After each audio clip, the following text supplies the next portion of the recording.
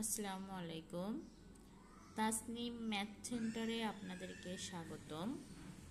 আমি অষ্টম শ্রেণীর 4.1 থেকে 3-এর ক থেকে ঘ পর্যন্ত অঙ্কগুলো আপনাদেরকে বোঝানোর চেষ্টা করব। ক প্রশ্নটা হলো x + 7 x - 7 সূত্র প্রয়োগ করে আমাদের এই অঙ্কটা গুণফল নির্ণয় করতে হবে। এখানে খেয়াল করুন, x + 7 x - 7, এখানে x টা যদি আমরা a এবং 7 টা যদি b ধরি তাহলে a + b into a - b। এর জন্য আমাদের একটি সূত্র জানা লাগবে অবশ্যই, a square minus b square equal a + b into a - b। তাহলে এখানে a অর্থ x, b অর্থ 7, a + b into a - b। তাহলে সূত্র আসবে আমাদের a square minus b square. এখানে যেহেতু এর পরিবর্তে x, তাহলে আমি বসিয়ে দিলাম x স্কয়ার সূত্রের মাইনাস b অর্থ 7 স্কয়ার। x রে যদি আমরা স্কয়ার করি তাহলে x স্কয়ার মাইনাস 7 রে স্কয়ার অর্থাৎ 7 দুইবার, 7 × 7 49। এটাই আমাদের आंसर। এরপরে খ প্রশ্ন আছে 5x + 13 * 5x - 13।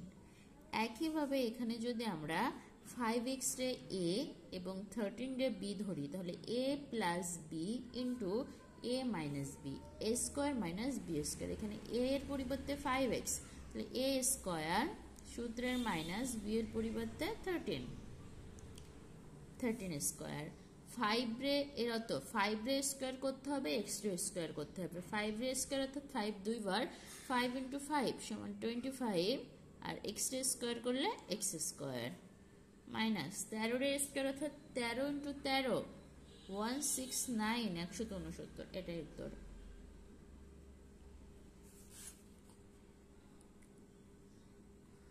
এর পরের প্রশ্ন আছে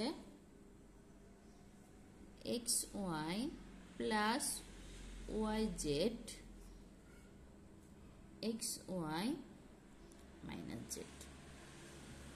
xy - yz। একইভাবে এখানে খেয়াল করুন, xy টা যদি আমি a ধরে নিই আর yz টা যদি b ধরে নেই তাহলে a + b into a - b।